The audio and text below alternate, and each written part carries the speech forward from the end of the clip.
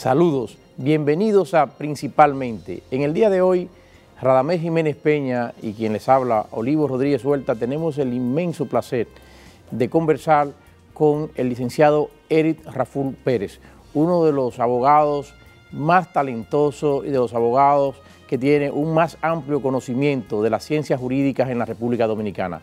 Con el licenciado Eric Raful Pérez, nuestro invitado de esta semana, conversaremos sobre temas muy importantes en el ámbito de la salud, de la seguridad social, de la reforma al Código Procesal Penal, y también conversaremos sobre aspectos importantes de la Constitución y la nueva justicia constitucional. En breve volvemos con nuestro invitado.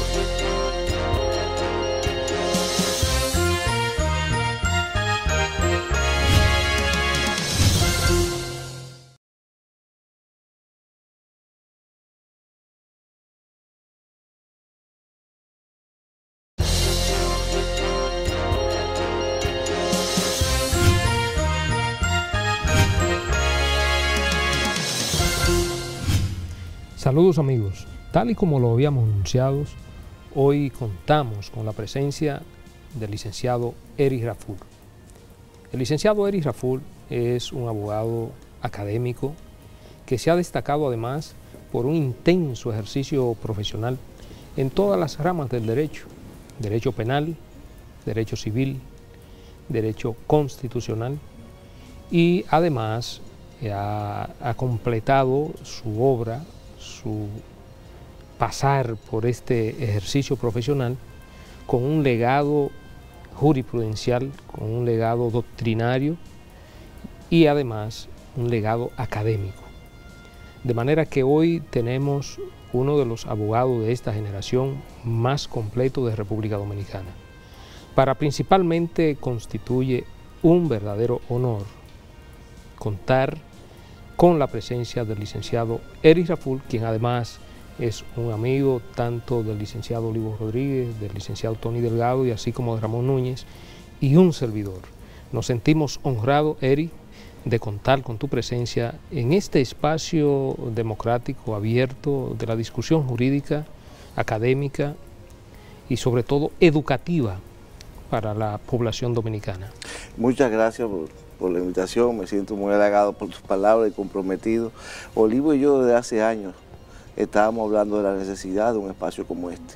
Lo hemos comentado varias veces, de un espacio de debate flexible, abierto, donde una de las ausentes más grandes en nuestra cultura jurídica es la ausencia de debate serio, profundo, doctrinario. Y este programa creo que deberá llenar ese cometido. Mira, Eric, entrando en materia inmediatamente, a raíz de los últimos 10 años, en República Dominicana se ha producido todo un cambio en términos de materia legislativa y sobre todo un cambio que va dirigido al fortalecimiento de lo que es el Estado Social Democrático de Derecho en nuestro país. Tú has tenido una participación protagónica en muchos de esos cambios institucionales que se modelan a través de esas legislaciones. Tenemos, por ejemplo, la Ley de Seguridad Social, en la que tú tuviste una participación protagónica. La Ley General de Salud.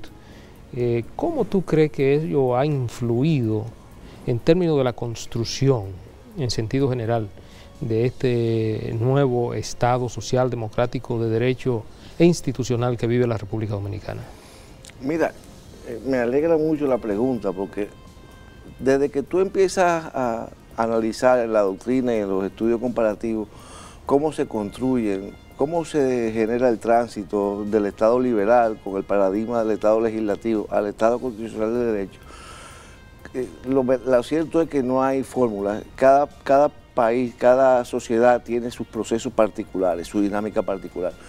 Como muy bien tú señalas, la República Dominicana ha tenido la suya, y me iría un poco más lejos, pienso que son posiblemente 20 años, 20 y algo de años, los 90. Hasta a partir de los 90 la República Dominicana empezó a vivir una constitucionalización del ordenamiento, pero por nuestra tradición de marcado énfasis positivista, donde había una dictadura de la ley con respecto a los valores constitucionales, donde siempre tuvimos la primacía de ese modelo francés, que Francia superó muchísimos años atrás, del positivismo más recalcitrante, del apego ciego a la ley, aquella famosa expresión de que los jueces son la boca de la ley, que no le daba a los jueces ninguna capacidad creativa ni de discernimiento. El país, precisamente por esta tradición, empezó a asumir el ordenamiento garantista desde la ley adjetiva y a partir del derecho internacional de los derechos humanos. Óyeme, Convención de Belén do Pará, niños, niñas, adolescentes, tema de violencia intrafamiliar, propiedad intelectual, en términos de derecho de autor, la famosa ley 2000. Viene también el tema de la ley de salud, la ley de seguridad social, código procesal penal, ley de medio ambiente. O sea, la República Dominicana vivió una verdadera revolución legislativa. Ley de Cámara de Cuentas, que tuve el honor de trabajar con Olivo en ella y el amigo Servio Tulio, Eduardo Jorge. O sea, se dieron una serie de factores. Olivo, Eduardo Jorge, nosotros, un grupo de abogados, tuvimos una presencia permanente por 4 periodos legislativos en la formulación de todas esas leyes, que constituyen leyes marco, primero porque vienen del derecho internacional, vienen de las convenciones y se adaptan, se entronizan en nuestro ordenamiento a partir de leyes, pero ya se van organizando con una estructura garantista, por ejemplo, de principios. El establecimiento de principios, organización jerárquica, ya con un sentido. Por eso, el momento culminante de ese proceso, que es la Constitución del 2010, fue el resultado de un proceso de constitucionalización del ordenamiento vía la recepción desde los organismos internacionales y también por una madurez de la sociedad civil y de los actores políticos del sistema político dominicano, un proceso de maduración que ha generado esta transformación en el tejido normativo nuestro desde los 90. Sí, Eric, precisamente entre esos instrumentos a los que tú aludías, estaba una ley en la que tú jugaste un papel protagónico de primera importancia que cambia la concepción hasta entonces reinante en el marco de la salud, el régimen jurídico de la salud, y la concepción de esa visión, sobre todo de un Estado regulador, que se preocupa por sentar las bases, mantener la vigilancia, el control, la fiscalización, la protección de los derechos de los pacientes, etcétera. Fue una normativa que, yo te lo he dicho en varias ocasiones, para mí una de las técnicamente mejor redactadas de todas esas grandes normativas que se hicieron en diferentes sectores, en educación y en otros ámbitos, pero particularmente la de salud quedó con una gran precisión técnica. ¿Cómo tú evalúas ese marco jurídico de la salud, un tanto de casi 10 años después de una década? Creo que es suficiente para tener una visión crítica en los aspectos tanto positivos como negativos de su incidencia. Mira, la pregunta viene, o sea, nosotros teníamos un marco normativo del 51, una ley de Trujillo, que fue Trujillo del 48 para acá, precisamente por la corriente de la posguerra, generó una serie de normativas de avanzada.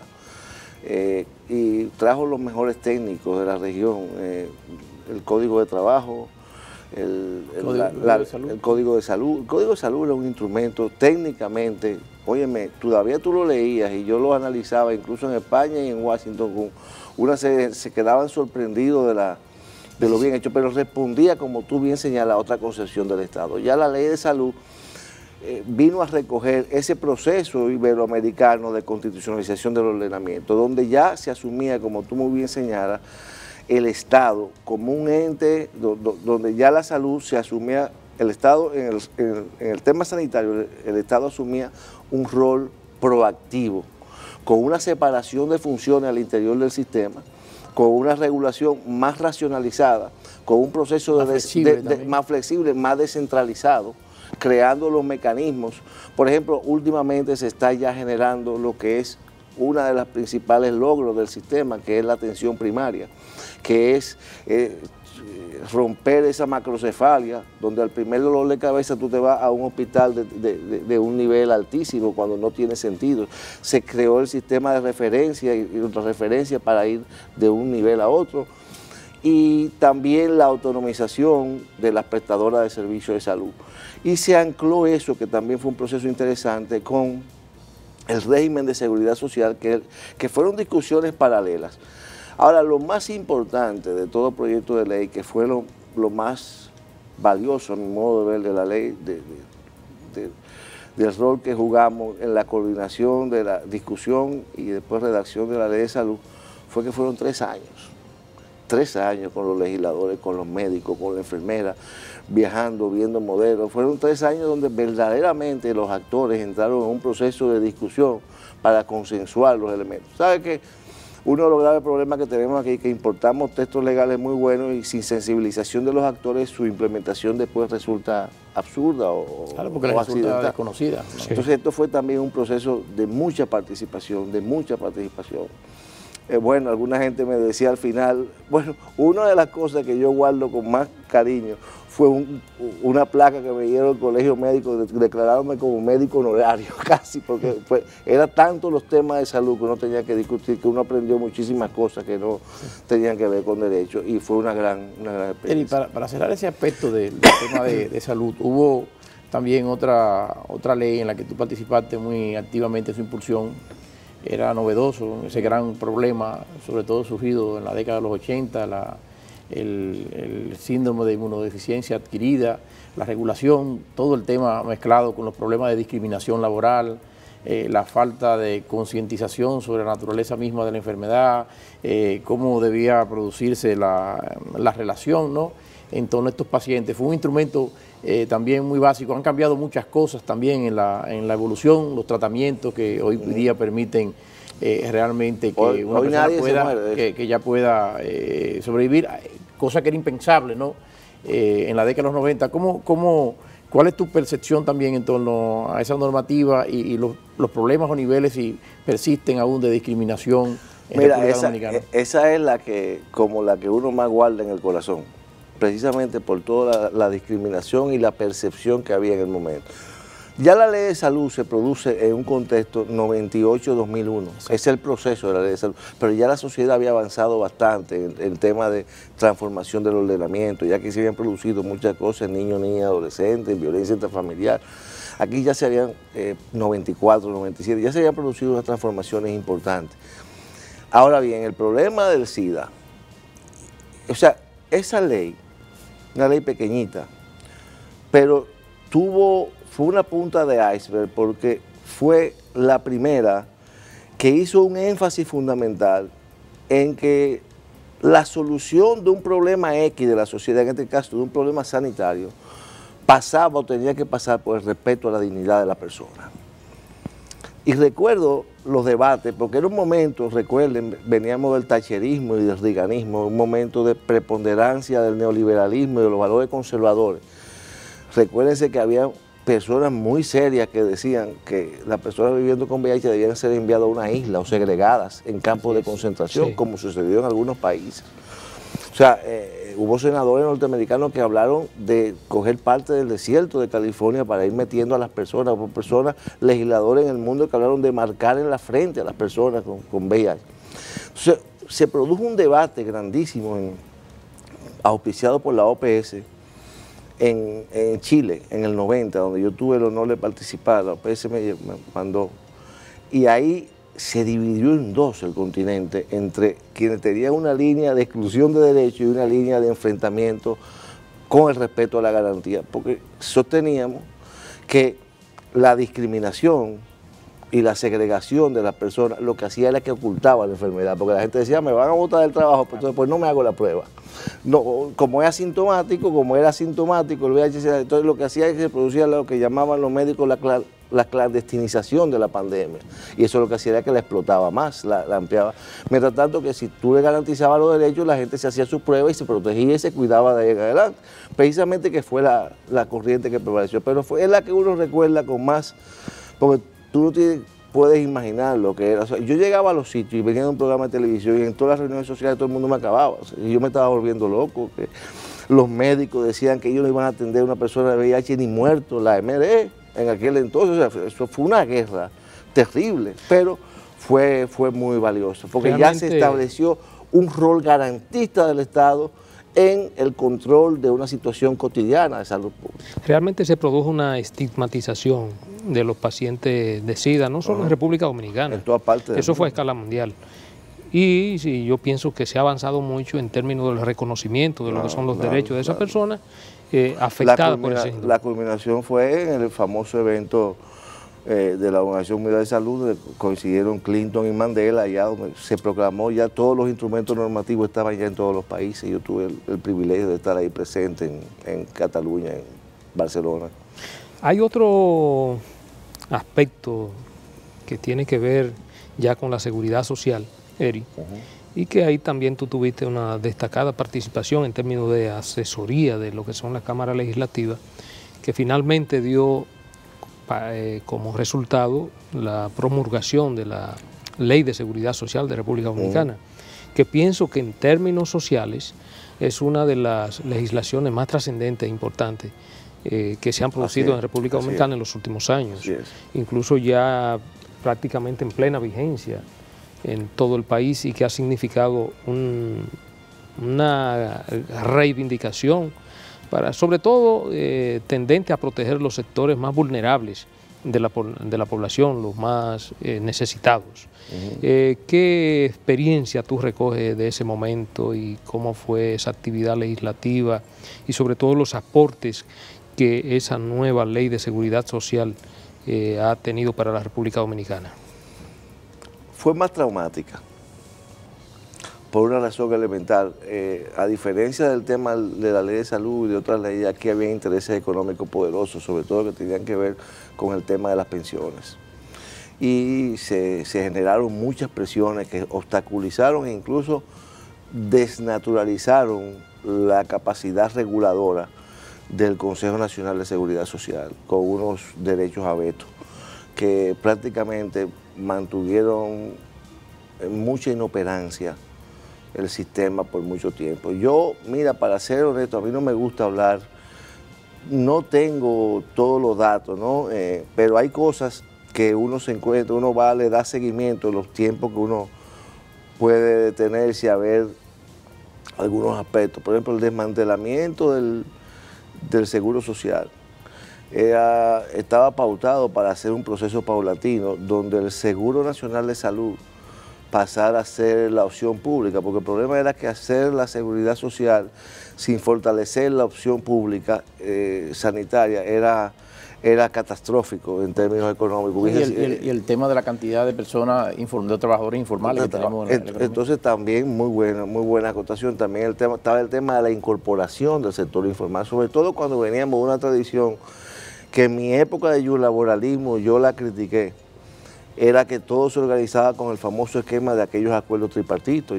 Una vez tuve la osadía con 28, 27 años de decirle a la Ucamaima al propio Monseñor Agripino, pese a todas las buenas intenciones que obviamente tenía, que el esquema tripartito impactaba en un 29, un 30% de la población, que era la que estaba sindicalizada. Fuera de ahí, el sector informal, que en aquel entonces estaba en un 70%, 68, 69%, que no teníamos que excluir mecanismos. Entonces, una de las partes más creativas en el trabajo normativo fue la creación de condiciones para el trabajador libre, para que pudiese, lo que le llaman el cuentapropismo, las personas que dependen de sí mismos, o de una empresa individual, o pudieran tener flexibilidad para poder ingresar al sistema.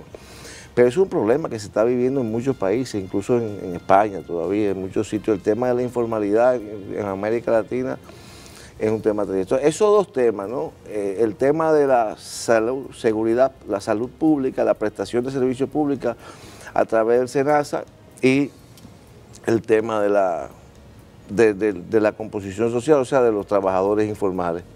Esos son temas graves. Entonces, en ese sentido, sí, en los últimos 7 u 8 años se empezó a romper ese equilibrio. El SENASA ha tenido una transformación muy buena últimamente, en los últimos años, pero se perdió un tiempo precioso, es lo que yo recuerdo, de que algunos consultores que venían y me llamaban en seguimiento a los temas, y ya yo fuera de esos temas, y me decían cómo se había perdido tanto tiempo en la conformación de una opción pública de prestación de servicios sólida y protegida por el Estado, porque en el fondo siempre es un problema financiero. El tema es interesante, vamos a seguir dialogando sobre el mismo, pero vamos a hacer una breve pausa.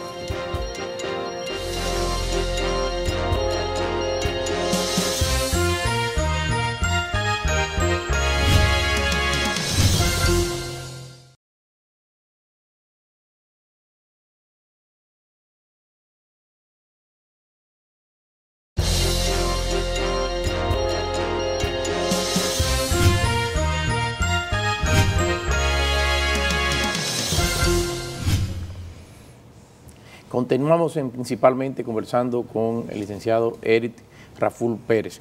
Eric, un tema en el que tú has tenido también una participación, no solamente en el proceso legislativo, sino en la vivencia diaria por tu constante ejercicio, es lo que tiene que ver con el Código Procesal Penal. Muchas críticas se han generado, muchos calificativos de que es la causante de la delincuencia, de generación de impunidad en el país. ¿Cómo tú evalúas realmente de cara a lo que es la transformación del sistema penal dominicano estos años de vigencia del Código Procesal Penal? Mira, esa evaluación no se puede hacer al margen de una visión integral, que fue como fue concebido. Cuando tú te lees la parte introductoria del Código Procesal Penal, el preámbulo, es muy didáctico. El preámbulo del Código Procesal Penal contiene la respuesta a esa desinformación que hay en la población. O sea, el Código Procesal Penal como instrumento en ningún momento ni de ninguna manera fue concebido al margen de la transformación integral del sistema. O sea, no tiene sentido que tú analices el Código Procesal Penal, que si se analiza el momento histórico, estaba el presidente Mejía en el poder, pero era un proceso de consenso de los dos grandes partidos, de los tres partidos prácticamente, pero sobre todo de los dos principales. ¿Qué se da? Fíjense bien, la reforma policial en el gobierno de Hipólito, pero todo eso viene del primer gobierno de Leonel, las discusiones. Que pasó lo mismo con salud y seguridad social, empezaron a finales de los 90. La seguridad, el tema de la reforma del Ministerio Público, que se aprueba en el periodo de Hipólito Mejía. Pero el problema de la reforma policial, que también la truncaron de inicio en aquel entonces con el tema, y el Código Procesal Penal. Todos esos instrumentos ya venían siendo trabajados desde finales de los 90, ustedes lo saben. Y ya había un gran consenso de las fuerzas políticas, que esa es la mayor belleza de ese proceso, y que ha tenido continuidad en todos los gobiernos. Se empezaron las discusiones y los proyectos con el primer gobierno del presidente Fernández, la siguió el presidente Mejía y después siguió de nuevo con el presidente Fernández. ¿Qué pasa? El Código Procesal Penal no puede analizarse sin ver la reforma policial y la reforma del Ministerio Público. Por eso se crea la escuela del Ministerio Público también la reforma sustantiva de la legislación penal. Y la reforma sustantiva, muy bueno, Olivo, de la legislación penal, que todavía está todavía ahí vigente. En curso. Entonces, no podemos ver el Código Procesal Penal al margen de esas reformas fallidas, y que lamentablemente ahora sigue fallida de la policía, pese a que había un consenso bastante interesante en el último proyecto de ley.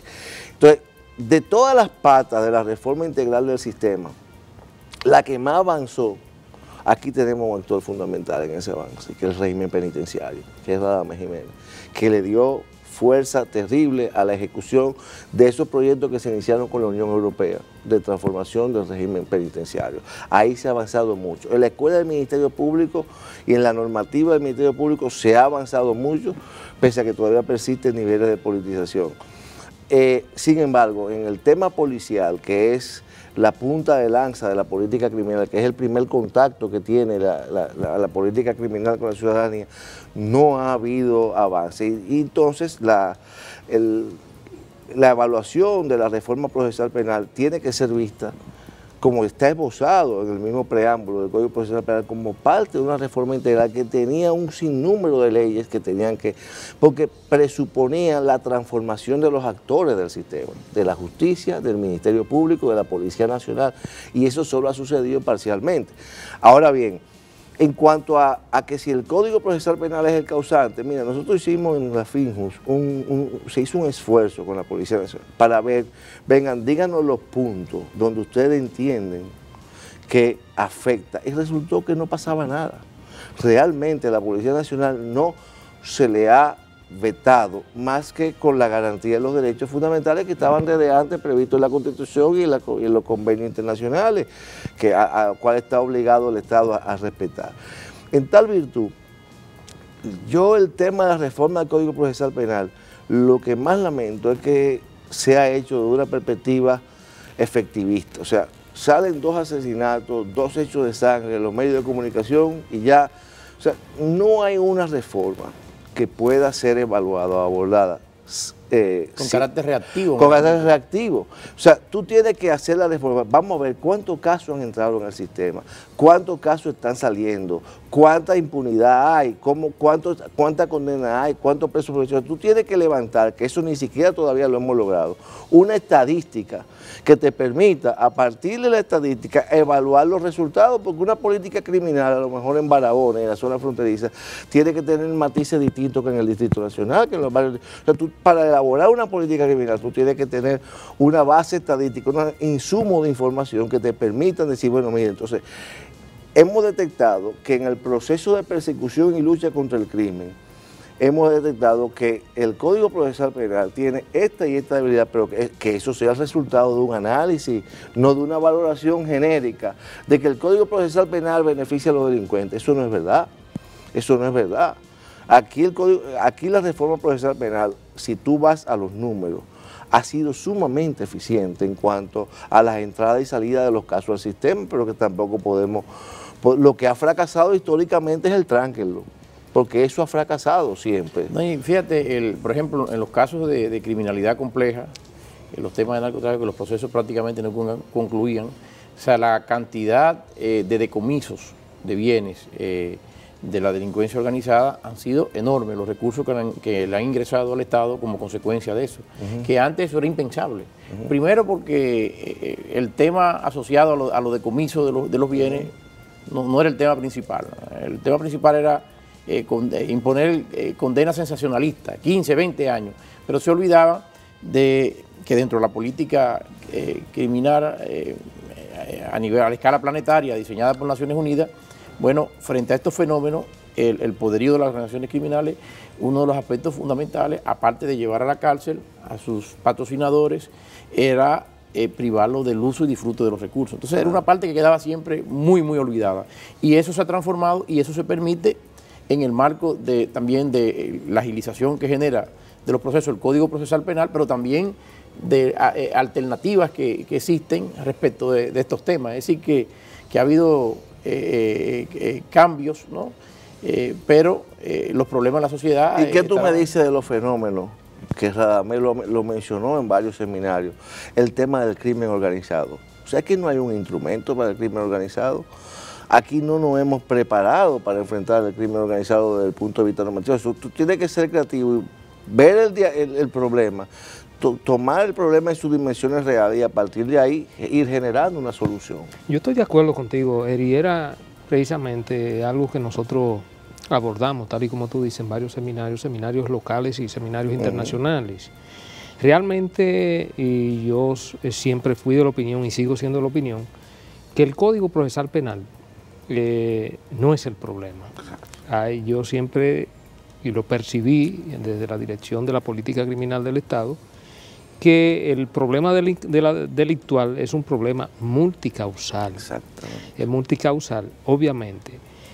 Lo que sucedió y que nosotros vimos antes de que entrara en vigencia el Código Procesal Penal, nosotros vimos que los operadores del sistema, iba a entrar en vigencia el Código Procesal Penal en septiembre del año 2004, pero los operadores no estaban en condiciones de recibir todavía ese Código Procesal Penal.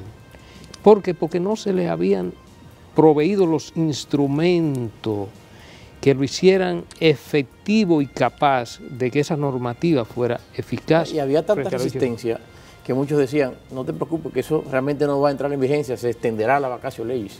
Pero el tema llegó. Pero el tema llegó. Entonces, ciertamente, vamos a decir, el operador fundamental que tiene que ver con el Poder Judicial, sí se fue preparando en el tiempo y los jueces ya conocían a fondo la normativa, la nueva normativa procesal penal. Chile empezó regionalizando, empezó en algunas regiones donde hubo una capacitación. Correcto. Y en Argentina también. Y en Argentina se ha hecho por región, en Perú se está haciendo por región. Nosotros lo entramos de golpe. Ahora bien, otro operador fundamental del sistema que tiene que ver con el Ministerio Público tampoco lo estaba. Lo que tú dices, la Policía Nacional aún todavía no está en condiciones porque no se ha producido la reforma que amerita la Policía Nacional, que además yo siempre digo que esa reforma debe ir acompañada de otro elemento que no solamente es el legislativo y el normativo, sino el material. No podemos exigirle a un Policía Nacional que gana 6.000 pesos. 6.000 pesos. No podemos exigirle eficiencia, eficacia, y no tiene seguridad social. Y no tiene seguridad social. Entonces, debemos comenzar por ahí. Yo siempre estuve claro en eso y siempre he abogado por eso. Y yo sé que en la medida en que los operadores del sistema se les creen las condiciones materiales para poder exigirle, además del marco normativo, yo creo que en esa misma medida, no solamente el Código Procesal Penal, sino todas las normativas procesales. Pero yo quiero hacer un énfasis, que es un tema que yo siempre lo he utilizado didácticamente en los debates y que me ha dado resultados. Aquí todo el mundo cuando discute el tema de la educación habla del 4%, que viene de los 90 de la ley. Aquí cuando se discute el tema de salud se habla de qué porcentaje va a la salud, de cuál es el presupuesto. Un tema que tú también viviste crudamente y es cuando yo le digo a la gente para hablar de inseguridad ciudadana y del tema de la criminalidad. Nadie sabe cuánto gasta el Estado en combatir el crimen, porque eso cuesta dinero, laboratorio de criminalística, capacitación de recursos humanos, transformación de la policía, dotar de recursos para enfrentar el crimen. O sea, el problema es que la gente dice, la delincuencia, el Código Procesal Penal, y nadie se pone a decir, o sea, ¿cuánto está invirtiendo el Estado en seguridad pública? O sea, y eso es un tema que es clave, así como es clave en la educación, es clave en la salud, hablar de los montos de inversión para enfrentar los problemas. La seguridad es un problema también, que cuesta dinero y que en otros países se invierte una gran cantidad de dinero precisamente porque requiere de infraestructura tecnológica, infraestructura material, porque el crimen va cada vez siendo más especializado. Otro tema en temas de política criminal que Olivo y yo lo hemos vivido y que aquí se inauguró con los casos bancarios y que ahora uno está manejando muchos casos de fraude financiero en uno que otro sitio. O sea, la capacitación de los actores de justicia en términos de delitos económicos. Aquí tú vas a los operadores judiciales y el Ministerio Público y no entienden nada de los delitos económicos. O sea, son transformaciones que tienen que operarse porque la criminalidad va cambiando. Mientras tanto, estamos encuadrados en la estafa, en el abuso de confianza, en el robo simple, el robo agravado, en nocturnidad. O sea, estamos 200, y ya los delitos de hoy día se cometen a través de medios electrónicos, la computadora, las redes. Exactamente. Sí. Y ciertamente las diferentes modalidades criminales hacen que precisamente los actores que tienen que ver con el combate de la criminalidad estén permanentemente a la vanguardia en términos de preparación, capacitación. Porque tienen recursos. Exacto. Porque, como tú dices, esas redes criminales, sobre todo de los crímenes de alta tecnología, como son los crímenes cibernéticos, los crímenes bancarios, son individuos, aparte de que tienen a su disposición enormidad de recursos económicos, además son crímenes inteligentes y requieren de estrategia y de una persecución. Una respuesta al mismo nivel. Exacto, una persecución penal estratégica, focalizada e inteligente para que pueda ser efectiva. Y ciertamente eso, a pesar de que nosotros lo iniciamos en el Ministerio Público, en la escuela, que ha sido un gran bastión de de la formación de los fiscales en República Sí. Dominicana en los últimos Sí. años, y que hay que reconocer que el Ministerio Público en ese sentido ha avanzado bastante, al igual que los jueces. Pero tenemos pendiente todavía, yo pienso que hay un déficit, una gran deuda con la Policía Nacional. Ahí es donde más deuda hay. Sí, ciertamente. yo creo que hay que hacer el esfuerzo de que se produzca real y efectivamente una reforma integral de la Policía Nacional. Tú decías algo muy interesante, o sea, a un problema multifactual tú no puedes darle una respuesta unidireccional, o sea, tú tienes que dar una respuesta general. Pero hay que entender eso que tú planteabas, Eric, entender esto como la seguridad como una inversión, no como un gasto. Exactamente. Sí, como una inversión, porque a su vez sienta las bases para generar un clima de confianza en el país en todos los ámbitos. Claro. A mí me impresionó bastante una oportunidad que tuve, una ocasión que tuve la oportunidad de participar precisamente en un seminario en Colombia, donde se abordó el tema de la seguridad. Y ahí salió al traste que en Colombia en ese momento se acababa de aprobar un impuesto, el impuesto de la seguridad. Así es. El impuesto de la seguridad.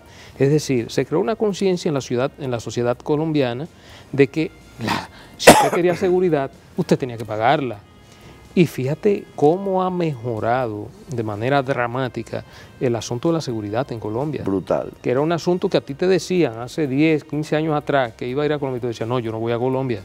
Yo me vi hace 4 meses allá, que estaba, bueno, estaba allá visitando al amigo Baltasar Garzón y estaba reunido. Después me fui con un abogado norteamericano y después comentábamos él y yo que nos fuimos a un restaurante a oír música y estábamos caminando a las 1:30 de la mañana por como 12 cuadras para llegar al hotel. Y entonces, ¿quién iba a pensar que en Bogotá Eso era impensado. uno iba a caminar 12 cuadras a las 1:30 de la mañana para llegar a un hotel? Porque el colega de Estados Unidos fumaba pipa. Yo quiero fumar, vamos a caminar en la calle, mejor vámonos a pie. 12 cuadras a las 1:30 de la mañana para llegar. Y esa calle, o sea, súper tranquilo, sin ningún problema, increíble. Increíble, pues, ellos han avanzado, obviamente han invertido en la seguridad. Una policía mucho más efectiva, los mismos organismos de seguridad del Estado, otro tipo de acciones preventivas, obviamente que hay que hacer una inversión sustancial en lo que tiene que ver con la prevención. Y en esa parte la Policía Nacional es un factor, un eje determinante en el asunto de la prevención. Y es la especialización de lo que tiene que ver con la policía de investigación. Yo tuve el honor de ser invitado por ti a formar parte de una comisión que trabajamos con el profesor Blanco de Chile, Sí. que tú lo invitaste a, Sí. a analizar el Código Procesal Penal. Y surgió ahí de una reunión allá en la Procuraduría una idea. O sea, él empezó a explicar cómo se empoderó nada más y nada menos que a los carabineros, que es en Sudamérica, escúchame bien, Olivo, según dijo el profesor Blanco, la institución más respetada de todos los países. O sea, la policía de Pinochet, vamos a llamarla así, que se formó en la dictadura, es la institución más valorada en Chile. Y cuando tú analizas toda Sudamérica, es la que los ciudadanos de ese país mejor valoran con relación a cualquier otro país, a cualquier institución de cualquier otro país. Y me estaba explicando el profesor Blanco que el proceso de asimilación de las normas y los valores de la normativa procesal penal vanguardista que nosotros tenemos por parte de esos carabineros fue precioso. Entonces, explicándome cómo se iba empoderando y cómo lo iban trabajando. Estábamos tratando de proponer acá, pero eso se quedó en el aire, un plan piloto para hacer lo mismo con la Policía Nacional. Porque la verdad que los ejemplos que él puso de las cosas que lograron son increíbles. Carabinero de Chile es una policía excepcional. Yo tuve la oportunidad de una visita que hice a Chile, una visita oficial, y se produjo un acontecimiento que envolvió al jefe de Carabinero, jefe de la Policía de Carabinero Nacional. Un hijo de Carabinero parece que cometió una contravención de tránsito. Fue aprendido por una patrulla de carabineros y se trató de influenciar.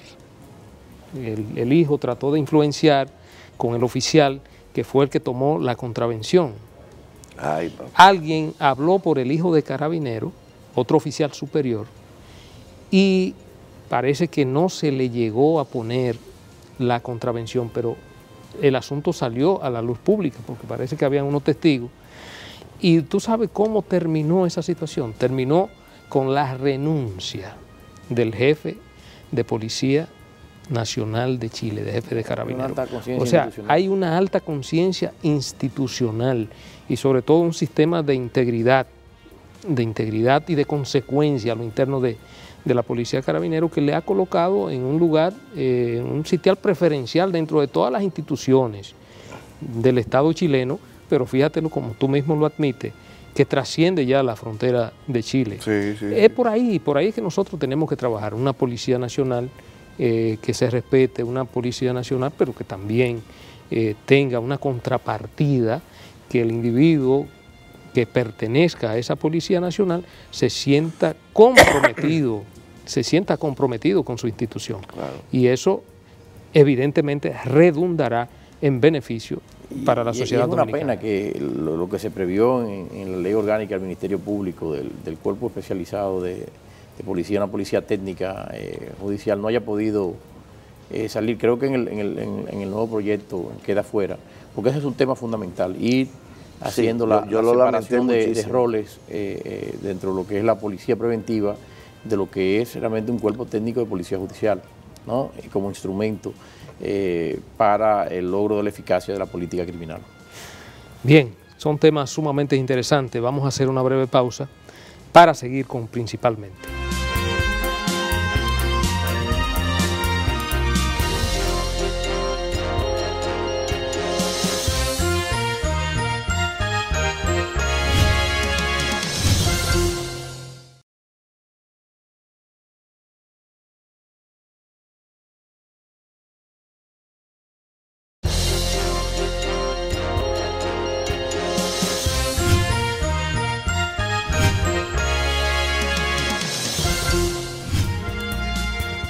Seguimos con Principalmente. Eri, la verdad que el derecho es tan rico, tan amplio y sobre todo tratando con juristas de tu quilate, los temas, un tema que aparentemente resulta pequeño puede llevarnos horas hablando del mismo, desarrollando el mismo. Pero no podemos, porque el tiempo es muy corto en televisión, de dejar de tratar otro aspecto en el que tú también te has desenvuelto de manera protagónica, ocupando grandes espacios y haciendo grandes contribuciones, que lo es el aspecto constitucional. Como consecuencia de la proclamación de la nueva Constitución del año 2010, la consolidación de toda esa conquista que ya hemos venido hablando, la seguridad social, la Ley General de Salud, el propio Código Procesal Penal, que es reafirmado en su principio en la nueva Constitución, la tutela judicial efectiva, el debido proceso. ¿Cómo tú entiendes que ha sido la contribución de la actual Constitución de la República en aspectos tan neurálgicos como este del debido proceso? Y además, con la creación de una institución que evidentemente es el guardián para que esta Constitución no sea un legajo de papeles, sino que la misma se convierta en efectiva y que sea respetada por los ciudadanos y además por los llamados a hacer que se respete la Constitución de la República. Como decía Ferrayoli, los derechos sin garantía no son tales. Es un tema, o sea, ese proceso de constitucionalización del ordenamiento, como decíamos, que concluyó o que tuvo su momento culminante con la proclamación de la Constitución de enero del 2010, generó lo que le faltaba en el contexto de la tradición latinoamericana a nuestro país, que era la creación de un tribunal constitucional. Y nosotros fuimos de los que más fervientemente apoyamos los debates, la necesidad no solamente de que existiera un tribunal constitucional por encima de una sala, sino también de que si el rol del tribunal constitucional es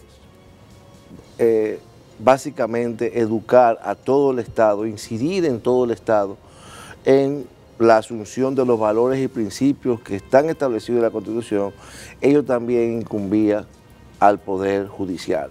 O sea, que también las decisiones del Poder Judicial, tú no puedes disciplinar, para utilizar la expresión que más prima en la doctrina, para disciplinar al Estado, a la sociedad, al Poder Ejecutivo y al Poder Legislativo, y no disciplinar al Poder Judicial.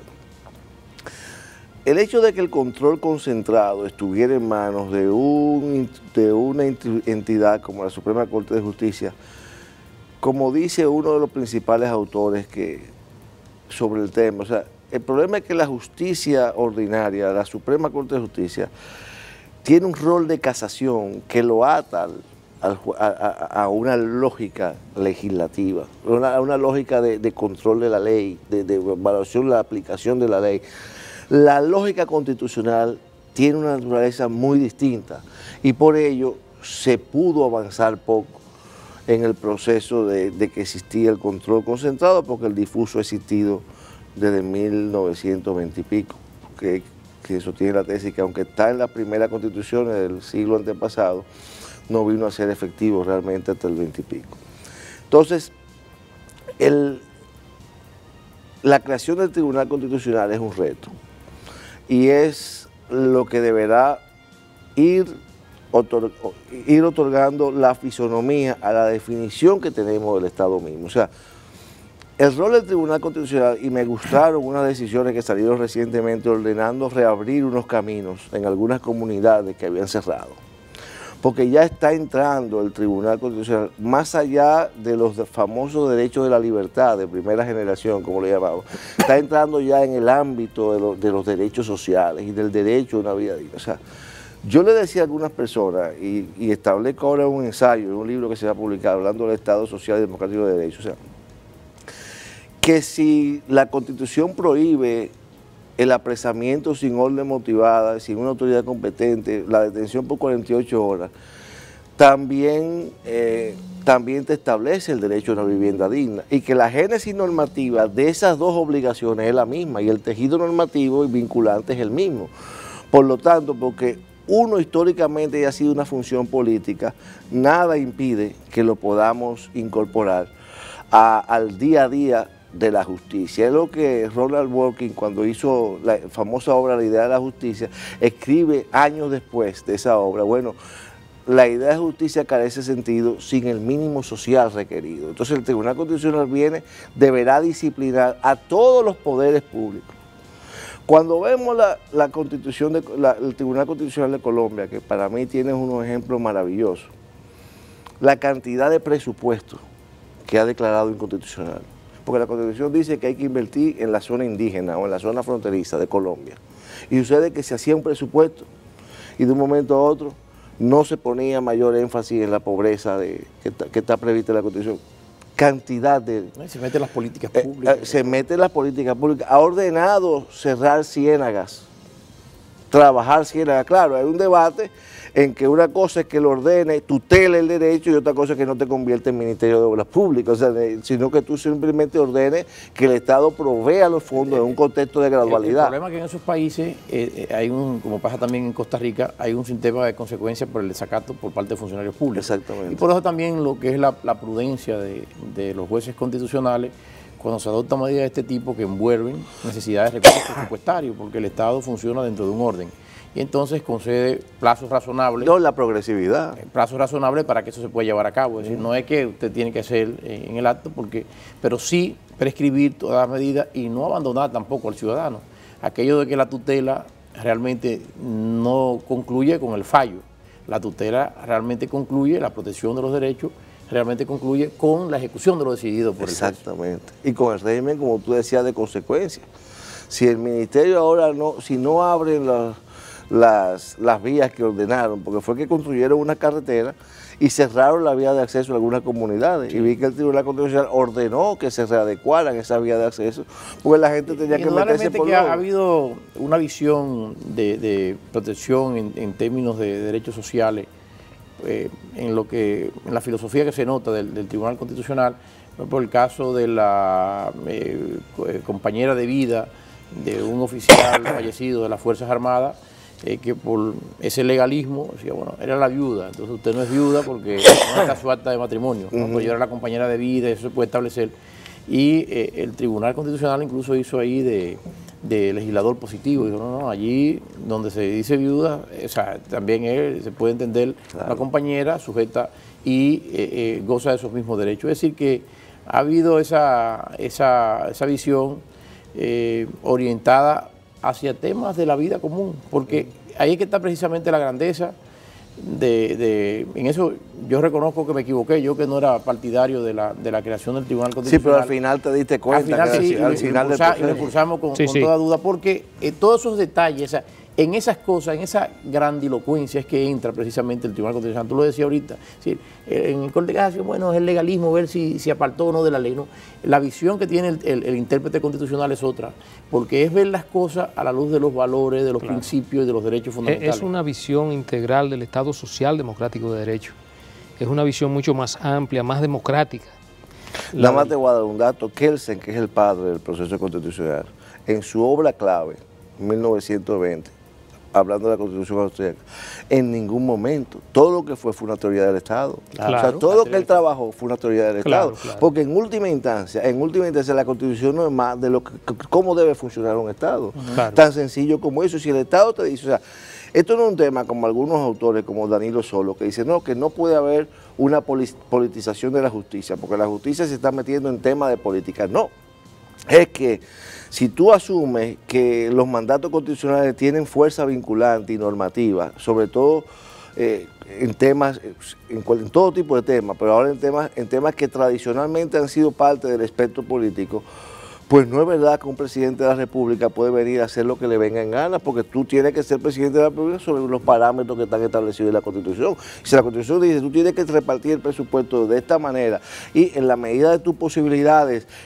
llevar al Estado a que se vaya constituyendo en este modelo, en este tipo de Estado, pues tú tienes que demostrar un esfuerzo, como dice Olivo, o sea, con prudencia y en un contexto de progresividad, pero tiene que verse un esfuerzo por hacer plasmar en la realidad lo que son las definiciones esenciales del Estado, porque si no, entonces no tiene sentido. Claro. Sería solamente un lugar donde habita la gente, sálvese quien pueda, o sea.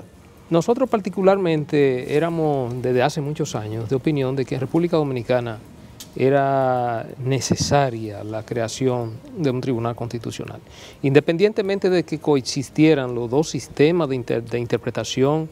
No, qué bueno que qué bueno, el sistema mixto de control de la constitucionalidad. No, y además compartir, o sea, sí. A pesar de que el Tribunal Constitucional es el máximo intérprete, la justicia constitucional no es un monopolio exclusivo de ellos. Claro, claro, porque la comparten todos los tribunales. Exacto, el juez ordinario tiene la posibilidad también de interpretar la Constitución y hacer efectiva la Constitución. Y el juez ordinario es el garante primario de los derechos fundamentales. Claro. Porque allí los recursos de amparo se conoce allí. Se produce. Entonces, yo siempre fui partícipe de esa idea, de que no era que hubiera un control concentrado única y exclusivamente de la constitucionalidad, sino que el sistema mixto. Era partidario siempre del sistema mixto, que los tribunales ordinarios, también el juez de paz, igual que el juez de la Suprema Corte de Justicia, tuvieran la oportunidad de evaluar y hacer efectiva la Constitución. Para mí es el más hermoso de los controles, claro, porque es el que tiene el ciudadano a sus manos. Claro, o sea, imagínate tú, ese que tiene el ciudadano al frente de él. Claro. Bueno, Eric, yo creo que vamos a tener que pautar para una próxima oportunidad otro programa contigo, porque se nos quedaron muchos temas pendientes, de la agenda de los cuales tú eres, la verdad, que un exponente extraordinario en República Dominicana, y sentimos muchísimo que el tiempo se nos haya acabado en esta oportunidad, pero queda comprometido. Usted sabe que ustedes cuentan conmigo. Queda comprometido porque tenemos que abordar otros temas interesantísimos y que tienen que ver con estos aspectos que hemos tratado, sobre todo temas constitucionales, de procedimiento constitucional. Y temas de teoría y filosofía del derecho. Teoría y filosofía del derecho, de los cuales tú eres un maestro. Y la verdad que yo sé que los amigos televidentes van a sentir altamente complacido de que tú vuelvas a acompañarnos aquí Principalmente. De todas maneras, el licenciado Olivo Rodríguez, el licenciado Tony Delgado, Ramón Núñez y un servidor, estamos profundamente agradecidos de que nos hayas acompañado en esta oportunidad. Gracias a ustedes, hermano. Gracias. Gracias a ustedes.